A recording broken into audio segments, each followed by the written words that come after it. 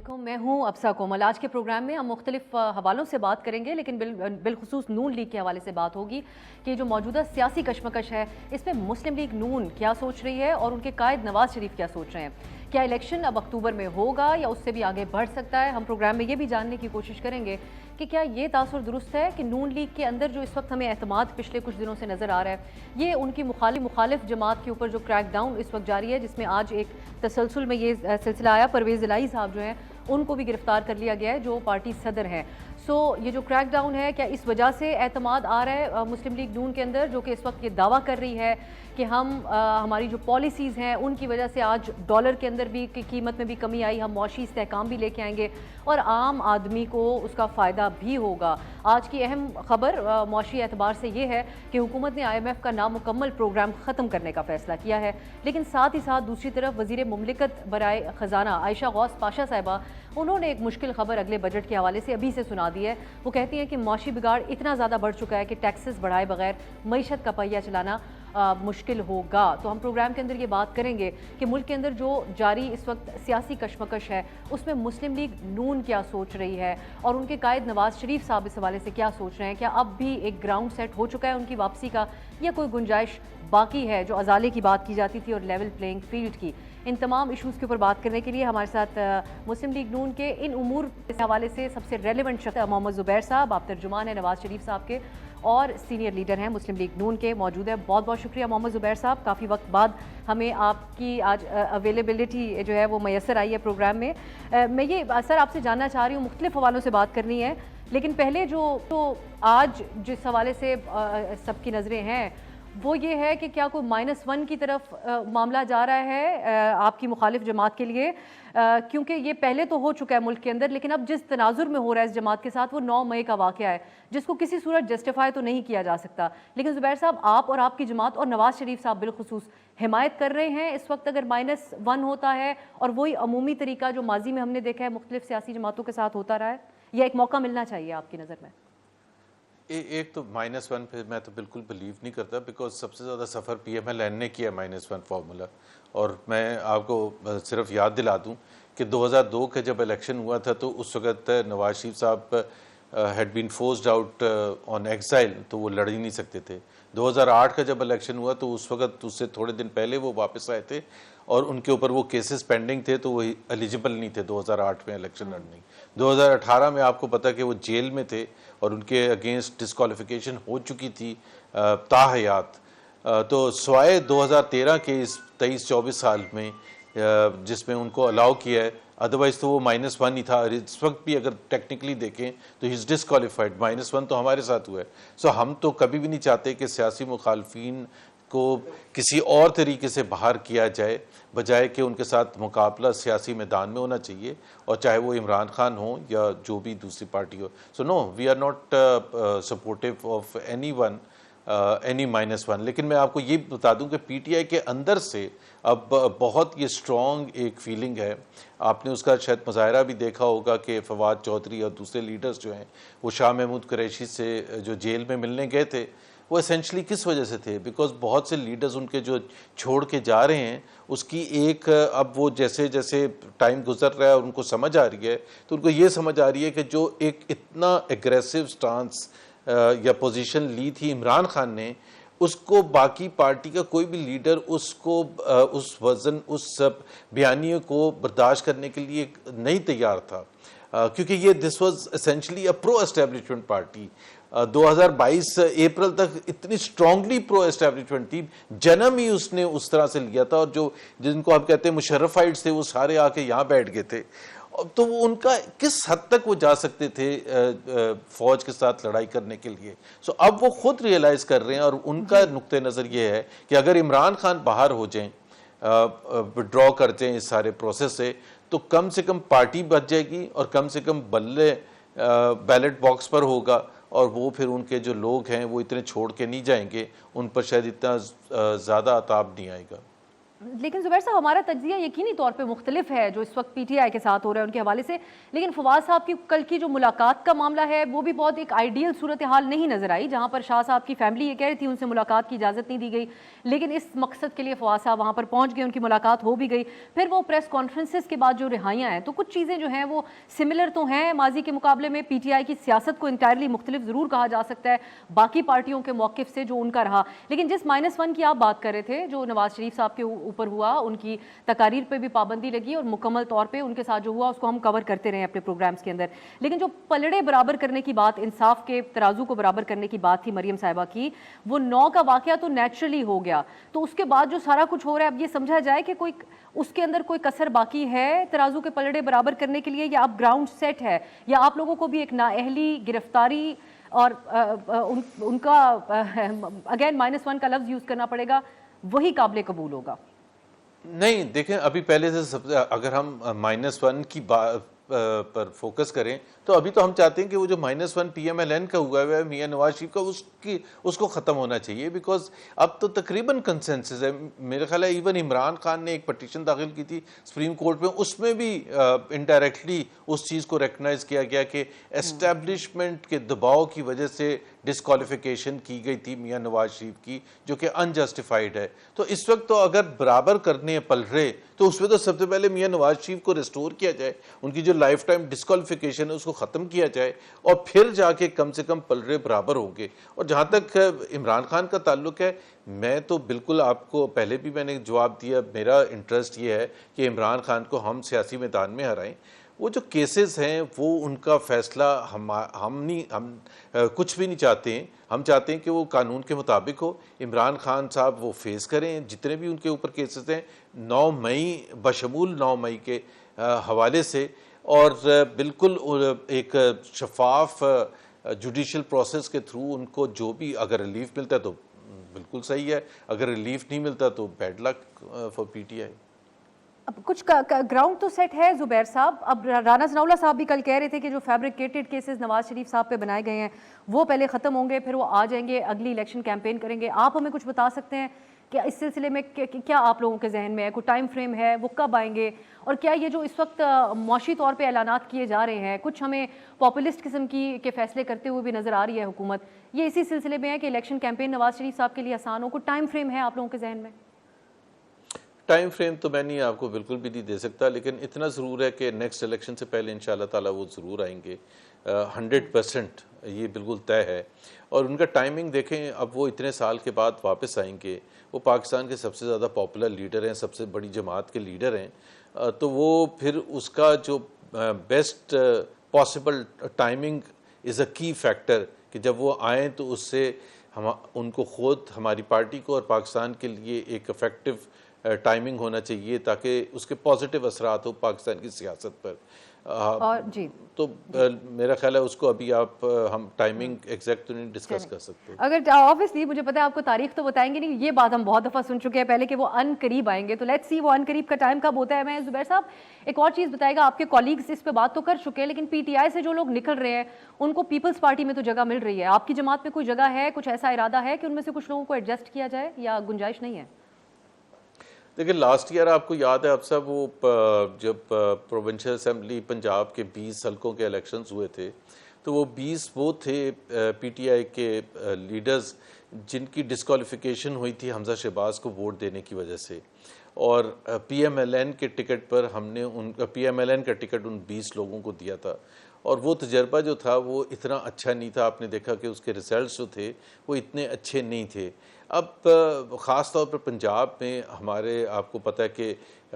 That is a strong بیس، سب سے زیادہ ہمیں ووٹ وہاں سے ملتے ہیں، سب سے زیادہ سیٹیں وہاں سے ملتی ہیں، مطلب یہ کہنے کا ہر کانسٹیٹوئنسی میں ایک سے زیادہ کینڈیڈیٹ ہوتا ہے مسلم لیگ کا، اور جو پرانے 10 سال 15 سال 20 سال سے بیٹھے ہوئے ہیں اور محنت کرتے رہے ہیں، خاص طور پر وہ جو پی ٹی آئی کے 4 سال تھا جب وہ ریسیونگ اینڈ پر تھے، ان کے اوپر پرچے بھی کٹ رہے تھے اور تمام زیادتی ظلم بھی ہو رہا تھا، اگر اینڈ میں جا کے آپ ان کی جگہ اپنے جو پرانے ورکرز ہیں ان کی جگہ جو وہاں سے ٹوٹ کے آئیں ان کو ٹکٹ دیں تو وہ تجربہ آپ نے دیکھا، اس میں 20 میں سے 16 سیٹیں ہم ہار گئے تھے، and I don't think so ہماری پارٹی اس طرح سے کر سکتی ہے، انکریج کر سکتی ہے کہ جی وہ واپس آئیں، اور ان کو پھر ایڈجسٹ کہاں کیا جائے. اگر تو اپنے لوگوں کو پھر ٹکٹ نہ دیا جائے تو وہ تو بڑی زیادتی والی بات ہوگی. تو الیکٹیبلز اور no electables as far as possible we will refrain to take them at least definitely in Punjab. میں ایک اور چیز زبیر صاحب آپ سے بالخصوص یہ جاننا چاہتی ہوں، یہ جو مبینہ آڈیوز ہیں اس کے حوالے سے آپ لوگوں کا تمام تنقید ہے عدلیہ کے حوالے سے بھی، اور جو تمام معاملات ہیں وہ اس پہ کمیشن بھی بنایا گیا. لیکن اب اسلام آباد ہائی کورٹ کی طرف سے جسٹس بابر ستار نے یہ سوال اٹھایا ہے کہ یہ کون ریکارڈ کرتا ہے، کن مقاصد کے لیے حکومت سے اس پہ جواب طلب کیا گیا ہے. سو آپ نہیں سمجھتے کہ یہ جو معاملہ ہے اس کے اوپر سیاست نہیں ہونی چاہیے تھی، یا اب بھی ٹیکنیکلی جو پوائنٹس اٹھائے جانے چاہیے وہ تو ٹھیک ہے، لیکن یہ زیادہ اہم سوال رہے گا کہ رائٹ ٹو پرائیویسی سب کے اوپر ہوتا ہے، لوگوں کی سرویلنس کا سلسلہ بند ہونا چاہیے؟ میرا خیال ہے جسٹس بابر ستار نے صحیح نقطہ اٹھایا ہے، اور یہ بالکل آپ کی بات صحیح ہے کہ پرائیویسی ہر ایک کی امپورٹنٹ ہوتی ہے. اگر کوئی پبلک فگر ہے وہ تو اس کو سوچ سمجھ کے بات کرنی چاہیے اور اپنے آپ کو کیری کرنا چاہیے، کیونکہ ظاہر سی بات ہے اگر وہ کوئی چیز ایسی بات کر رہا ہے جو کہ ہی اور she is not suppose to talk, کیونکہ وہ پبلک سرونٹ ہے، اور آپ کیا ڈسکس کر سکتے ہیں کسی کے ساتھ، چاہے آپ کی اپنی فیملی کے لوگ ہیں، اور کیا نہیں کر سکتے، تو آپ کا بڑا امپورٹنٹ آپ کی گائیڈ لائنس ہوتی ہیں. لیکن پرائیویٹ سٹیزنس کے لیے یہ قدغن جو ہے کہ جی، لیکن وہ اس میں دونوں پہلو ہیں. ایک تو یہ بھی پہلو امپورٹنٹ ہے جو جسٹس بابر ستار نے اٹھایا، اور اس کا سونر ریلیٹر تو آنسر تو کویشچن تو ریز ہونا تھا. اس کے ساتھ ساتھ وہ اتنا سمپل بھی نہیں ہے کہ جی وہ پرائیویٹ سٹیزنز تھے. اگر وہ پرائیویٹ سٹیزنز فار ایگزامپل اگر کوئی پیسے کی لین دین کی بات ہو رہی ہے الیکشنز میں، جیسے پی ٹی آئی نے خود الزام لگایا تھا، آپ کو یاد ہوگا کہ جب سینٹ کے الیکشن ہوئے تھے یوسف رضا گیلانی صاحب کا، تو انہوں نے کہا تھا کہ ایک ویڈیو سامنے آئی تھی، دیٹ واز ویری ہیزی، وہ کلیئرٹی بھی نہیں تھی کہ جی دیکھیں یہ پیسے کی لین دین وہ پرائیویٹ سٹیزنز ہی کر رہے تھے. لیکن وہ پھر الیکشن رولز کی کیا خلاف ورزی ہوتی ہے کہ اگر آپ پیسے کی اس طرح سے بات کی جائے، جو آپ پرٹیکولر ایک بات کر رہی ہیں، شاید وہ جو ثاقب نثار کے صاحبزادے ہیں، میں تو عدلیہ کے تناظر میں بھی کر رہی ہوں، میں چیف جسٹس صاحب کی فیملی کے حوالے سے بھی بات کر رہی ہوں، جس کو ایکچولی سب سے بڑا ایشو بنایا گیا آپ لوگوں کی طرف سے. محمد زبیر صاحب سے گفتگو چل رہی ہے، مزید بات ہوگی ایک بریک کے بعد. بریک کے بعد خوش آمدید. زبیر صاحب، میں ایک اور چیز بھی آپ سے جاننا چاہوں گی، یہ جو تمام واقعات ہیں اس کی آڑ کے اندر حکومت کی طرف سے ہر روز بہت ساری پریس کانفرنسز ہوتی ہیں. اب آپ کی جو مخالف جماعت ہے ان کے حوالے سے پیمرا کی ریگولیشنز ہیں، ہم محتاط گفتگو کر رہے ہیں ان کے بارے میں، لیکن جس کا کانٹیکسٹ بھی ایک موجود ہے. لیکن یہ جو ذاتی حملے کیے گئے ہیں، وزیر صحت کی طرف سے جو باتیں ہیں ان کو ہرجانے کا نوٹس بھی بھیجا گیا ہے. کیا کچھ گریس کا مظاہرہ نہیں کرنا چاہیے تھا آپ کی جماعت کو اور آپ کی حکومت کو؟ یہ تو پیپلز پارٹی کے ہیں وزیر صحت، لیکن اوور آل بہت ساری باتیں ہیں جو کچھ کی گئی ہیں اس معاملے کی آڑ میں، جو کہ جن کو کافی کہا جا سکتا ہے بلو دا بیلٹ قسم کے کامنٹس. بلو دا بیلٹ ہے، اور میں بالکل بھی نہیں ایگری کرتا اس قسم کی سیاست سے. آئی تھنک یہ بالکل بھی نہیں کرنا چاہیے تھا. ہم اپنے، جس طرح میں نے پہلے کہا کہ سیاسی مخالفین کو سیاست میں ہرانا چاہتے ہیں، اس قسم کی چیزوں کو اوائڈ کرنا چاہیے. تو میں تو پہلے بھی کہہ چکا ہوں، اب آپ نے پوچھا ہی سوال، تو میں نہیں ایگری کرتا کہ ان کو اس قسم کی پریس کانفرنس کرنی چاہیے تھی. آخر میں ایک اور چیز، میں زبیر صاحب میں ایک اور چیز آپ سے جاننا چاہتی ہوں، جو اس وقت پی ٹی آئی کے ساتھ ہو رہا ہے، جو پی ٹی آئی اور عمران خان صاحب آپ لوگوں کے ساتھ، آپ جماعتوں کے ساتھ کرتے رہے، اس کو آپ لوگ کہیں نہ کہیں اپنے اس موقف کی جیت سمجھتے ہیں جو آپ لوگ کہتے تھے کہ عمران خان صاحب کا طرز جو سیاست ہے اس کے نتائج ان کے لیے نکلیں گے؟ باقی تمام چیزوں کے ساتھ ساتھ ایک یہ تنقید رہتی تھی کہ انہوں نے ایک ریڈیکل قسم کی پالیٹکس کی ہے، اس کے نتائج ان کے لیے سخت ہوں گے. یا پھر یہ اس کو آپ چھوڑتے ہیں عمران خان صاحب کے اوپر ہی کہ انہوں نے خود یہ صورتحال اپنے لیے کریٹ کی اور یہ معاملہ ان کا اور اسٹیبلشمنٹ کے درمیان کا ہے؟ دیکھیں نا، جو May 9 ہوا ہے وہ تو انپریسیڈنٹڈ ہے. اس کا وہ کیا کر رہے تھے اپنے حکمرانی کے دور میں مخالفین کے لیے، ہمارے لیے. اور اب صاحب میں آپ کو یہاں یہ ایک بات بتانا چاہتا ہوں کہ صرف وہ جو سامنے نظر آتا تھا کہ جی شاہد خاقان عباسی اریسٹ ہو گئے ہیں، احسن اقبال اریسٹ ہو گئے ہیں، یا دوسرے جو لیڈرز تھے جو اریسٹ ہوئے اور جتنے مشکلات کا سامنا ان کو کرنا پڑا، اس کے علاوہ بھی جو behind the sense intimidation threats اور ایسی ایسی چیزیں ہو رہی تھیں اور عمران خان کی واچ کے اندر ہو رہی تھی کہ وہ ان کو سب کچھ پتہ چل رہا تھا کہ یہ ہو رہا ہے لیکن وہ ہی واز انڈیفرنٹ اور ان کی جو لیڈرشپ تھی they were indifferent about the plight that we were suffering. یہ میں بالکل اپنے ذاتی پرسنل تجربے سے آپ کو بتا رہا ہوں. اور وہ but at the same time میں اب بھی یہ کہتا ہوں کہ جی ہم اس وقت اس لیے جدوجہد کر رہے تھے کہ وہ نہیں ہونا چاہیے. سو ہم اس کو اس بیسس پر جسٹیفائی نہیں کر سکتے کہ جی چونکہ انہوں نے کیا تھا تو ہم اس لیے کر رہے ہیں. مئی 9 کا جو انسیڈنٹ ہے وہ بہت بڑا واقعہ ہے اور اس میں ظاہر سی بات ہے ایک حدود انہوں نے پار کی جس کا میرا خیال ہے سب سے بڑی بات یہ ہے کہ مئی 9 جب ہوا تھا حادثہ تو اس دن پوری رات گزر گئی, شام گزر گئی, ایک بھی پی ٹی آئی کے لیڈر نے اس کو کنڈیم نہیں کیا. ایک بھی پی ٹی آئی کے لیڈر نے, مجھے ٹویٹس دکھا دیں, سوشل میڈیا پر دکھا دیں, الیکٹرانک میڈیا پر, ایک بھی لیڈر نے یہ نہیں کہا کہ ہمیں یہ خبریں آ رہی ہیں کہ اس اور سب کو پتہ تھا کیا ہو رہا ہے, ویڈیوز اپلوڈ ہو رہے تھے, سب کچھ ہو رہا تھا. ایک نے بھی یہ نہیں کہا. 10 تاریخ کی صبح کو پریس کانفرنس اسلام آباد ہائی کورٹ میں شاہ محمود قریشی نے کی ہے, انہوں نے کچھ ریمورس نہیں شو کی, انہوں نے کوئی کنڈیم نہیں کیا. 10 تاریخ گزر گئی, 11 گزر گئی, 12 کی رات کو, 12 کو آپ کو پتہ ہے عمران خان صاحب اسلام آباد ہائی کورٹ میں گئے تھے اور وہ جیسے بکا لہرا رہے تھے اور جو ان کی باڈی لینگویج تھی وہ سمجھے تھے انہوں نے لاسٹ فرنٹیئر بھی کانکر کر لیا ہے, وہ جو 9 کو کیا تھا. تو اور رات کو جب زمان پاک وہ پہنچے تو سیلیبریشنز تھی ایز اف کہ ہم نے دلی کے فورٹ پر پاکستانی جھنڈا گاڑ دیا ہے. اور وہ تو ایک ریئلائزیشن تھی نہیں انلیس وہ جو ان کا وہ تھا جب کریک ڈاؤن ہوا ہے اینڈ دے ریئلائز کہ یہ تو public is اینگرڈ, even with in P T آئی میں اتنی اینگر ہے کہ یہ ہو کیا گیا ہے, دین دیر واز دس ریئلائزیشن. تو لیکن اس کا کچھ نہ کچھ تو بھگتنا پڑے گا اگر آپ آج سزائیں نہیں دیں. میں یہ پوچھنے پہ پھر مجبور ہوں کہ سب کے اندر, آپ لوگوں کے اندر جو اعتماد آیا ہے, یہ سب کچھ تو ان کے ساتھ ہوا, ان کی جماعت کے ساتھ جو بھی ہوگا, لیکن الیکشن میں تو آپ لوگوں سے معیشت کے حوالے سے ہی سوال کیا جائے گا. انفلیشن ریٹ ملک کی تاریخ جب سے پاکستان بنا ہے اس کے ہائیسٹ لیول کے اوپر ہے. کل پیٹرول کی پرائسز کم ہوئی ہیں لیکن ہمیں ہر عام آدمی پوچھ رہا ہے کہ ہمارے حالات کے اوپر تو اس کو کوئی خاص اثر نہیں ہوگا. تو اس کا جواب آپ لوگوں سے آخرکار نہیں لیا جائے گا؟ آج عائشہ غوث صاحبہ کو ہم نے مینشن کیا, وہ بھی بات کر رہی ہیں ٹیکسز اگلے بجٹ کے اندر مزید, تو آپ لوگ پاپولسٹ فیصلے کریں گے جس طرح ابھی 20 ارب روپے جاری کیے جا رہے ہیں پارلیمنٹیرینز کو ترقیاتی فنڈز کے لیے؟ دیکھیں ایک تو دو چیزیں, ایک تو معیشت ظاہر سی بات ہے وہ ہمیں اتنا کنسرن ہے کہ جب ہم الیکشن میں جائیں گے, عوام کے پاس جائیں گے تو وہ عوام اس کو ضرور مینشن کریں گے, کیونکہ ظاہر سی بات ہے عوام کا تعلق تو مہنگائی, بے روزگاری, غربت سے ہوتا ہے. وہ dollar inflows dollar out flows کا تو ان کو پتہ بھی نہیں ہے. تو وہ بالکل, اور ان کو وداؤٹ ٹیلنگ دیم کہ اس وقت سی پی آئی انفلیشن یا ایس پی آئی کتنا ہے, ان کو پتہ ہے آٹا مہنگا ہے, چینی مہنگی ہے, اور ٹماٹر مہنگے ہیں, اور وہ اس کا ہمیں ادراک ہے. اور اس وجہ سے ہم جو ہے بالکل ہم سمجھتے ہیں کہ یہ جو پولیٹیکل پولرائزیشن ایکسٹریم پر تھی جس کی وجہ سے اکنامک سچویشن خراب ہوئی, اب وہ جیسے جیسے آہستہ آہستہ ٹھیک ہوگی تو یہ امپرومنٹ آنی شروع ہوگی. اور جہاں تک آپ کا تعلق ہے پاپولسٹ فیصلے ساری سیاسی حکومتیں کرتی ہیں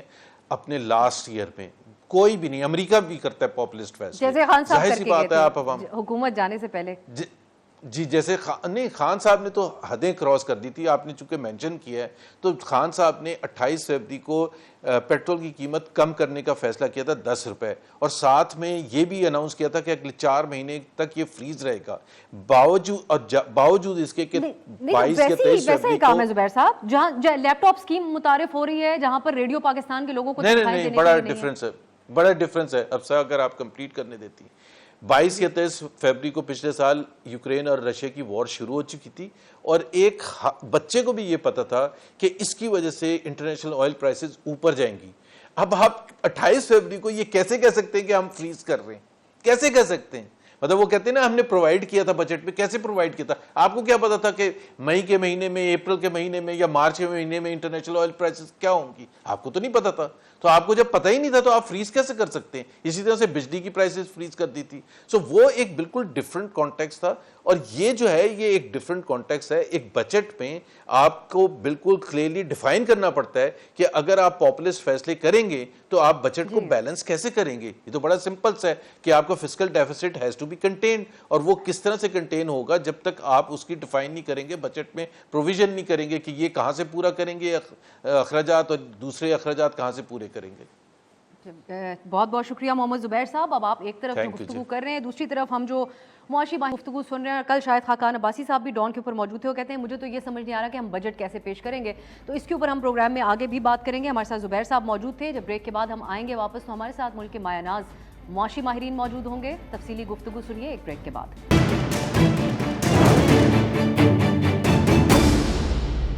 بریک کے بعد خوش آمدید. جیسا کہ آپ لوگ بریک سے پہلے گفتگو ملاحظہ کر رہے تھے,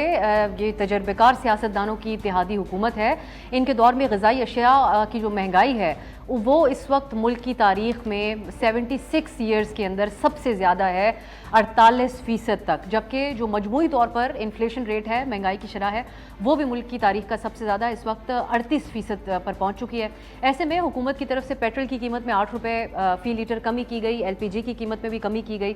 لیکن ساتھ ہی آج کی جو اہم خبر جس کا ہم پہلے بھی تذکرہ کر چکے ہیں, IMF کا جو موجودہ پروگرام ہے اس کو یہیں پر ادھورا چھوڑ کر نئے پروگرام کی تیاری کی بات کی جا رہی ہے. کہا جا رہا ہے نیا پروگرام ری نیگوشیٹ بجٹ کے بعد کیا جائے گا 3 سال کے لیے. ماہرین اس بات کے اوپر زور دیتے آئے ہیں کہ جو نیا پروگرام ہوگا اگر اس صورت میں طرف جاتے ہیں تو مزید سخت ہوگا اور عام آدمی اور اس کے ملکی جو معیشت ہے اس کے اوپر سخت اثرات ہو سکتے ہیں. تو ہم ایک یہ ڈسکس کرنے کی کوشش کریں گے کہ اس کے کیا نتائج ہو سکتے ہیں. دوسری طرف ڈیفالٹ کے خطرے کی بات تو ہو رہی تھی, کچھ لوگ یہ بھی تجزیہ کرتے رہے کہ ڈیفالٹ تو ہم کر چکے ہیں, ہم اس پہ بات نہیں کر رہے, لیکن اس کے باوجود بھی حکومت نے اراکین پارلیمنٹ کے لیے خزانے کا منہ کھول دیا. ارکان پارلیمنٹ کی اسکیموں کے لیے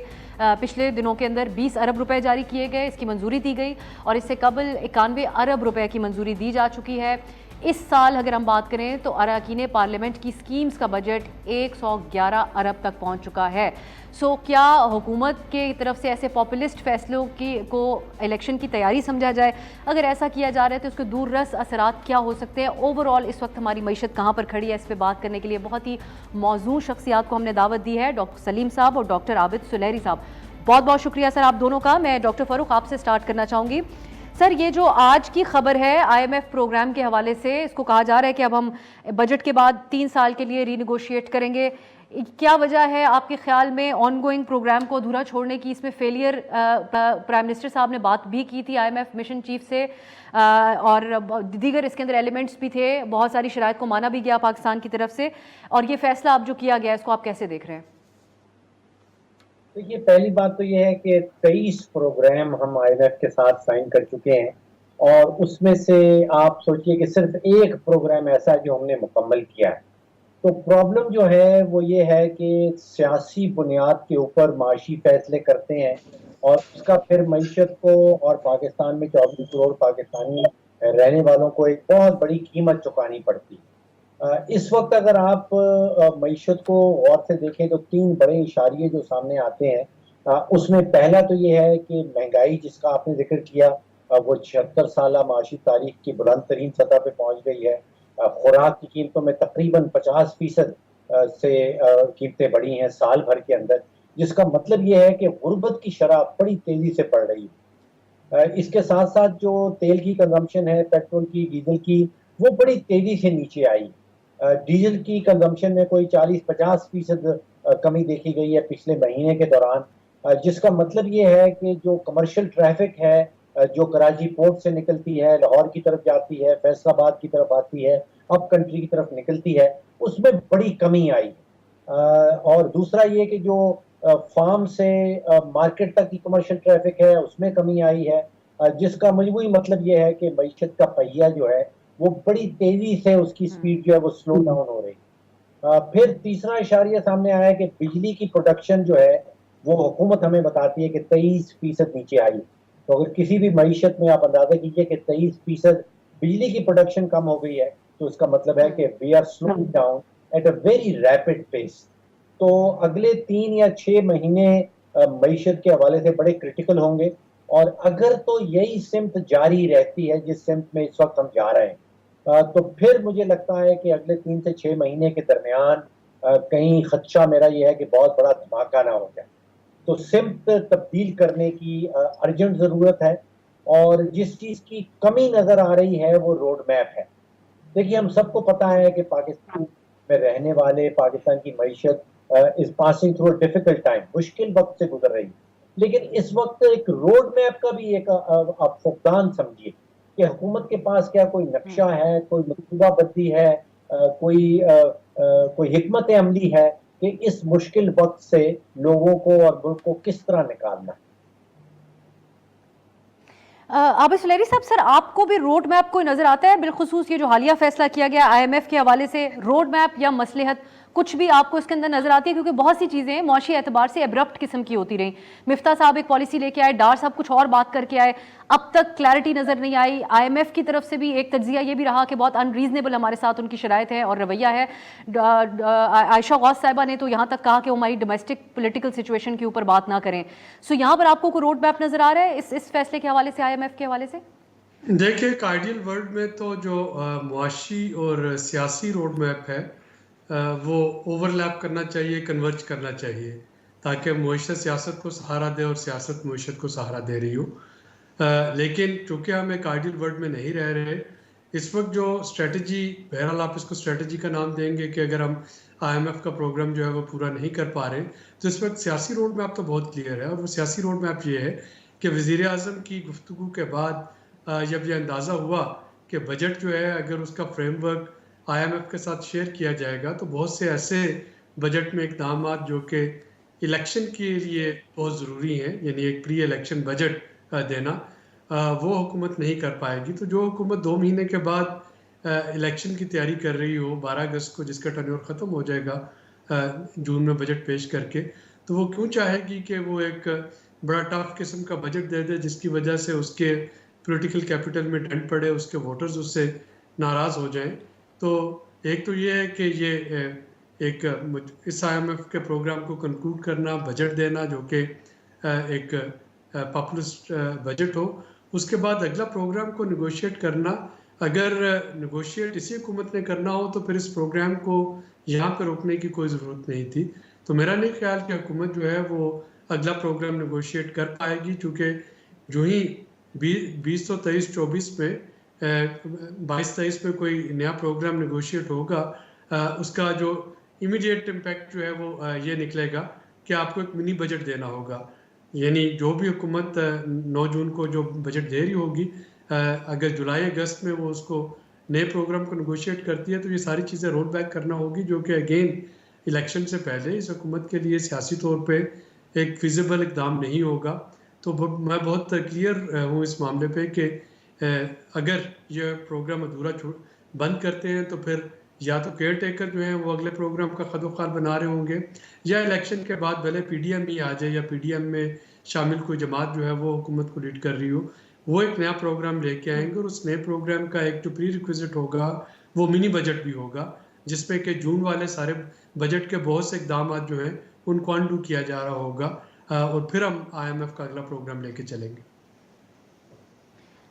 یہ فاروق سلیم صاحب، یہ بات کہ اب انٹرم گورنمنٹ ری نیگوشیٹ کرے گی یا یہ اپنے ذہن میں رکھے ہوئے ہیں کہ یہی دوبارہ حکومت میں آئیں گے اور اتنا مارجن ان کو مل جائے گا، یہ اس حساب سے کیا آپ سمجھتے ہیں کہ جو، اور اس سے پہلے عائشہ پاشا صاحبہ بھی جو بات کر رہی ہیں کہ ایسا نہیں ہے کہ ہمارے پاس معاشی جو خزانہ کی وزارت ہے ان کے پاس کوئی پلان B موجود نہیں ہے، تو اس سے کیا مراد لی جائے؟ پلان B کیا ہو سکتا ہے؟ اور پھر اس صورت میں پاپولسٹ بھی جو اب آپ لوگ بات کر رہے ہیں، پاپولسٹ بجٹ کی جو تیاری ہے، اس کے بھی آپ بتائے گا کہ لانگ ٹرم آپ کو اثرات کیا نظر آتے ہیں؟ دیکھیے حکومت اگر تو الیکشن توقع کر رہی ہے، الیکشن کا ہونا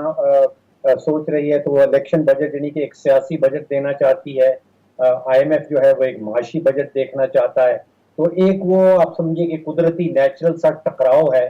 تو IMF کے پیکج کا تو بجٹ سے پہلے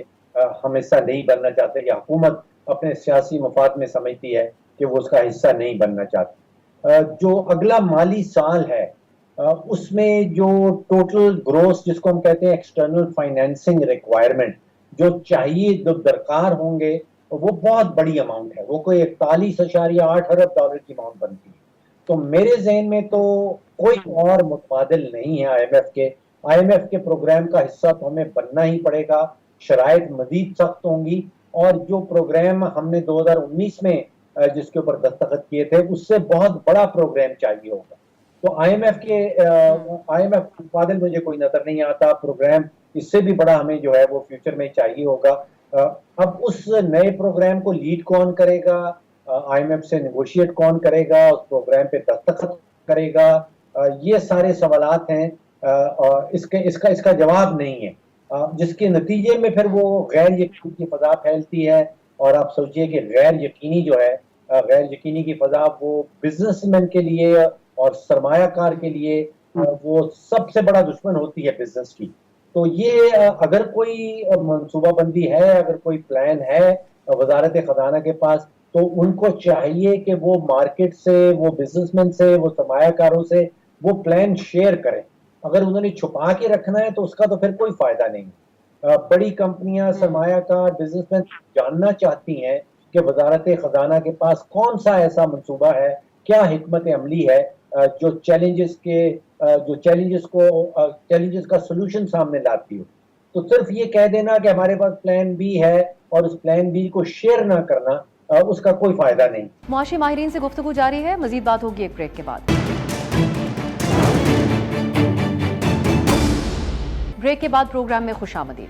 ये बात सुलेही साहब, यही दोबारा प्लान बी, क्योंकि अब ये कल से जब से ये बात कही गई है, इसकी तमाम डिबेट इस तरफ चली गई है। एक हम सुलेही साहब, इस चीज़ को भी जहन में आप समझते हैं कि हुकूमत रख कर कोई बड़ा फॉरेन पॉलिसी शिफ्ट भी लेके आने के तनाजुर में, या कुछ ऐसा हो सकता है जिसकी बेसिस के ऊपर ये बात की जा रही है कि हमारे पास इंटायरली प्लान बी मौजूद है? तासुर तो यही मिला आयशा साहिबा की कल की गुफ्तगू से। देखिए, उस प्लान बी की जो डेडलाइन है उसके बारे में बात नहीं की गई। अगर तो प्लान बी जो है वो 30 जून तक है, तो डेफिनेटली वो प्लान बी ये हो सकता है कि जो जून के महीने की हमारी अदायगियाँ हैं उनका रोल ओवर जो है वो हुकूमत ने ऑलरेडी, और चूँकि वो ज़्यादातर चाइना के लिए साथ है तो उसका रोल ओवर हुकूमत ने ऑलरेडी कर लिया हो। लेकिन अगर आप प्लान बी जो है वो 31 दिसंबर तक का कोई प्लान बी सोच रहे हैं, तो 31 दिसंबर तक का तो प्लान बी कोई समझ में नहीं आता ना। उसमें आप फॉरेन पॉलिसी को एक्सटेंसिव भी शिफ्ट भी कर लें, तो अब कोई भी हुकूमत जो है वो इस वक्त ब्लैंक चेक्स लिख के नहीं देती है। आप प्रोजेक्ट फंडिंग की बात तो कर सकते हैं, लेकिन जो एक इंटरनेशनल फाइनेंशियल सिस्टम है उसके अंदर रहते हुए ज़ाहिर है कि आपको वो सारी चीज़ें जो है वो करनी है। तो ये प्लान बी जो है आयशा साहबा का, ये 30 जून की हद तक, या हो सकता है कि हुकूमत की जो मौजूदा मियाद है उस हद तक तो उसको माना जा सकता है। उसके बाद प्लान बी जो है वो अगर कोई है तो शायद वो खुद उसको बता सके। मेरा नहीं ख्याल कि कोई प्लान भी बनता है हमारे पास। फारूक साहब, ये पेट्रोलियम प्राइसेस जो हैं इनके हवाले से अब कल मुसद्दिक मलिक साहब ने, क्योंकि ये बात रूस से भी तेल अनकरीब पहुंचने वाला है, सस्ता ऑयल जो हमने ख़रीदा, तो वो ये कहते हैं कि इसकी वजह से प्राइसेस कम नहीं होंगी। अभी जो प्राइसेस कम की गई वो एक तरफ है, हमने देखा आलमी मार्केट के अंदर भी प्राइसेस कम हुई हैं। आप समझते हैं पेट्रोलियम प्राइसेस को कम अज़ कम ये हुकूमत जो है वो बैलेंस आउट कर पाएगी आवाम के लिए? देखिए, इस वक्त पेट्रोल की कीमत जो है पाकिस्तान में वो इंडिया से कम है, वो बांग्लादेश से कम है, और मजीद जो कमी की गई है मैं समझता हूँ कि वो एक सियासी फैसला है, वो माशी फैसला नहीं है। ये मैं इसलिए कह रहा हूँ कि माशी तौर पे हुकूमत को ऐसे फैसले नहीं करने चाहिए जिससे इम्पोर्टेड चीज़ें जो हैं उनकी कीमत मजीद कम हो जाए। अगर तेल की कीमत हम कम करते हैं, इसका मतलब है कि पाकिस्तान में हम उसकी कंजम्पशन बढ़ जाएगी, और कंजम्पशन बढ़ाने के लिए हमें मजीद तेल इंपोर्ट करना पड़ेगा, और तेल इंपोर्ट करने के लिए हमें चाहिए डॉलर्स, और डॉलर्स हमारे पास है नहीं। तो ये तेल की कीमत को कम करना मेरे नज़दीक एक सियासी फैसला है। ये माशी तौर पे it's not a very wise step in the right direction. फिर वही IMF से भी IMF भी इसके ऊपर कोई खुशी का इजहार नहीं करेगा। तो पेट्रोल वाला फैसला तो मैं समझता हूँ कि दुरुस्त नहीं है। जो डॉलर के हवाले से फैसला किया गया है, जो क्रेडिट कार्ड की डॉलर की ट्रांजैक्शंस हैं, जो फैसला स्टेट बैंक ने किया है कि वो अब प्रेशर जो है ओपन मार्केट से उठा लिया जाएगा और वो इंटरबैंक में सेटलमेंट होगी, वो मैं समझता हूँ कि the step in the right direction. یہ بالکل آپ کی نظر میں درست ہے. میں ڈاکٹر سلیری صاحب, اب یہ جو ایک اور معاملہ بھی آپ لوگ آبزرو کر رہے ہوں گے, جو اکانومسٹ ہیں وہ بھی جو بات کرتے ہیں کافی ڈیفینسو پہ ہیں اس وقت ڈار صاحب, ان کے اوپر تنقید بھی کھل کر رہتی ہے, اور جب مفتاح صاحب تھے تو ان کے توسط سے مفتاح صاحب کے اوپر بھی بہت تنقید ہو رہی تھی, لیکن ابھی عاطف میاں صاحب نے کچھ اپنا اوپینین دیا, اس کے حوالے سے ڈار صاحب نے کی طرف سے تنقید آئی, مفتاح صاحب نے بھی کچھ باتیں کی جو ان کا اوپینین تھا ان تمام حالات کے حوالے سے, تو اس کو خواجہ آصف صاحب نے بڑے سخت الفاظ میں جواب دیا, بڑے ان کو تانے بھی دیے گئے کہ آپ سے منسٹری چلے گی تو آپ ایسی باتیں کر رہے ہیں. تو آپ سمجھتے ہیں کہ ڈار صاحب کے اوپر اس وقت اگر کوئی جو تنقید ہو رہی ہے اس میں کس حد تک دم ہے, اور ان کو کچھ تھوڑا تحمل کا بھی مظاہرہ کرنا چاہیے؟ اس معاملے کو اگر آپ آبزرو کریں تو کیا کہیں گے اس پہ؟ دیکھیں, جو آپ ایک پولیٹیکل فنانس منسٹر لے کے آتے ہیں اور ایک ٹیکنوکریٹک فنانس منسٹر جو ہوتا ہے, تو ان دونوں میں جو فرق ہے وہ تو یہی ہے نا. یعنی جب آپ حفیظ شیخ صاحب کو ہٹا رہے تھے اور اسی طرح سے جب مفتاح اسماعیل صاحب کو ہٹا رہے تھے, تو سب سے بڑا ان پہ کرٹیسزم کیبنٹ میں یہی ہوتا تھا کہ چونکہ ان کی کانسٹیچوئنسیز نہیں ہیں, جو الیکٹڈ لوگ ہیں انہیں تو جا کے, یا جو پارٹی کے آفس بیئرز ہیں ان کو جا کے اپنی پارٹی میں ڈیفینڈ کرنا ہوتا ہے یا کانسٹیچوئنسی میں ڈیفینڈ کرنا ہوتا ہے. تو ظاہر ہے کہ جب ہم ایک پولیٹیکل اور سیاسی قداور شخصیت جو ہے اس کو وزیر خزانہ کے طور پہ دیکھیں گے, تو ان سے یہی توقع کی جا سکتی ہے کہ وہ سیاست کو اور معیشت کو ساتھ لے کے چل رہے ہیں, اور سیاسی ان کے فیصلوں پہ کہیں نہ کہیں پہ سیاست جو ہے وہ غالب آ جائے گی. تو یہ پہلی چیز تو یہ میں کہنا چاہ رہا ہوں کہ ڈار صاحب پہ تنقید جو ہے وہ ہے ہی غلط, کیونکہ ان کا جو ٹی او آرس ہے یا ان کے پاس جو مینڈیٹ ہے ان کو لایا اس لیے گیا تھا کہ جو پارٹی کے اندر سے اور ووٹرز میں جو ایک جو بدگمانی پیدا ہو رہی تھی پی ایم ایل این کے بارے میں, اس کو وہ دور کرے, اور اس کو دور کرنے کا طریقہ ظاہر ہے پاپولسٹ ڈیسیژن لینا ہے. اب ان پاپولسٹ ڈیسیژن کے نتیجے میں کیا وہ کیلکولیٹڈ ہے, وہ کیلکولیٹڈ نہیں ہے. ایک صورت تو یہ ہو سکتی تھی کہ وہ پاپولسٹ ڈیسیژن بھلے لیے جائے, لیکن ساتھ میں آپ ٹریک ٹو جو ڈپلومیسی ہے وہ چلا رہے ہوں دوست ممالک کے ساتھ بھی, آئی ایم ایف کے ساتھ بھی, کسی کو ناراض کیے بغیر, تاکہ آپ بیلنس کر سکیں کہ وہ ڈالر کا انفلو جو ہے وہ کہاں سے آئے گا. اگر انفلو نہیں ہے اور صرف پاپولسٹ ڈیسیژن ہے, یا اگر ڈالر کا انفلو ہے اور پاپولسٹ ڈیسیژن نہیں لیے جا رہے, تو یہ دونوں صورتیں بیلنس نہیں ہے. اس میں کوئی بھی سیاسی جماعت جس کو کہ چند ماہ کے بعد الیکشن میں جانا ہے وہ افورڈ نہیں کر پائے گی. آپ کا جو پیٹرول والا جو سوال تھا اس کا ایک اور بھی ہمیں ڈائمنشن دیکھنی ہے, جہاں پہ فاروق صاحب نے ختم کیا کہ ڈالرز جب نہیں اویلیبل ہوں گے تو پھر کیا ہوگا, پھر روپے کی ڈیپریسیشن ہوگی, جب روپے کی ڈیپریسیشن ہوگی تو پھر کیا ہوگا, پھر انٹرسٹ ریٹ بڑھے گا. یعنی اس وقت ہم اس سچویشن پہ پہنچ گئے ہیں کہ یہاں پہ قوت خرید جو ہے وہ کم ہوتی جا رہی ہے, اور اگر آپ آج سے 2 ماہ کے بعد دیکھیں گے تو شاید ہمیں آج والا جو ہے پیٹرول وہ مہنگا لگ رہا ہوگا روپوں میں, چونکہ ہماری قوت خرید ختم ہو جائے گی. اس حساب سے آج بھی ہماری قوت خرید ایک بنگلہ دیشی میں شہری جو کہ 102 کا ڈالر ہے, اور ایک انڈین شہری یہاں پہ 82 روپے کا ڈالر ہے, ان سے 3 گنا کم ہے اور 4 گنا کم ہے. تو جس تیزی کے ساتھ آپ کی قوت خرید اروڈ ہوتی چلی جا رہی ہے, اس میں روپوں میں چیزیں سستی بھی کر دیں, تو جب روپیہ سستا ہو رہا ہے تو اس کا نیٹ افیکٹ تو زیرو ہوتا چلا جائے گا. جی, میں فاروق صاحب اگر آپ اس پہ آپ بھی کچھ کہنا چاہیں گے, جو ایک back and forth former finance minister کی چل رہی ہے اس وقت, حکومتی جو پارٹی کے لوگ ہیں وہ ان کے اوپر بڑی کھل کر تنقید بھی کر رہے ہیں. یہ بات جہاں تک درست ہے کہ جو عوامی نمائندے ہیں وہ ان کی اپروچ ڈفرینٹ ہوتی ہے بجٹ بناتے ہوئے اپنے معاشی فیصلوں میں بھی, لیکن جو ایک ٹیکنوکریٹ ہوتا ہے اس کا ایک ٹیکنیکل اوپینین تو ہوتا ہے. یہاں پر عاطف میاں بھی اپوز کر رہے ہیں ڈار صاحب کی پالیسیز کو, تو آپ کیسے دیکھ رہے ہیں ان کا جو ریئیکشن آ رہا ہے اس کے اوپر؟ دیکھیے, آئی اسٹینڈ کنونس پچھلے 25-30 سال سے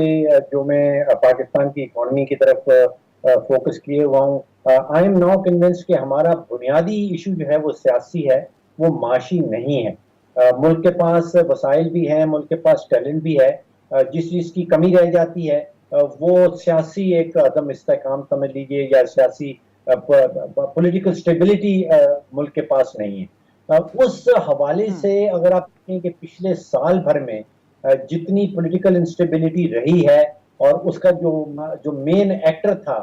یعنی کہ عمران خان لیڈ پی ٹی آئی جو تھی, وہ اپنے سیاسی مفاد میں سمجھتی تھی کہ پاکستان میں انتشار پھیلایا جائے, یہ شاید اس کے سیاسی مفاد میں ہوگا. اس حوالے سے ایک وہ گلمر آف ہوپ, آپ سمجھے کہ ایک امید کی کرن سی نظر آنے لگی ہے پچھلے ایک ہفتے بھر سے, جو ہفتے بھر میں اقدامات اٹھائے گئے ہیں اس کے نتیجے میں مجھے محسوس ہو رہا ہے کہ جو سیاسی عدم استحکام تھا پچھلے سال بھر میں اس میں کمی واقع ہو. تو ایک وہ جو سیاست اور معیشت کا بڑا گہرا تعلق ہوتا ہے اس میں سیاسی انتشار یا سیاسی عدم استحکام جو ہے وہ مجھے کم ہوتا ہوا نظر آ رہا ہے. ٹھیک ہے، جو آپ کے خیال میں فائدہ مند ہو سکتا ہے آنے والے دنوں میں. بہت شکریہ ڈاکٹر فاروق سلیم صاحب، ڈاکٹر عابد سلیری صاحب. ناظرین، آپ گفتگو ملاحظہ کی، ایکسپرٹ اوپینین ملاحظہ کیا ہے. اب دونوں ہمارے جو مہمان تھے ان کا یہ خیال ہے کہ آئی ایم ایف پروگرام ان کی نظر میں بہت اہمیت کا حامل تھا اس حالات کو، معاشی صورتحال کو، جو ابتر صورتحال ہے اس کو کنٹرول میں لانے کے لیے. لیکن اب سب اس طرف دیکھ رہے ہیں کہ حکومت جس پلان بی کی بات کر رہی ہے وہ کیا پلان بی ہوگا اور کتنا مؤثر ہوگا، یہ ہم آنے والے دنوں میں دیکھیں گے. آج کے لیے اجازت دیجیے، خدا حافظ.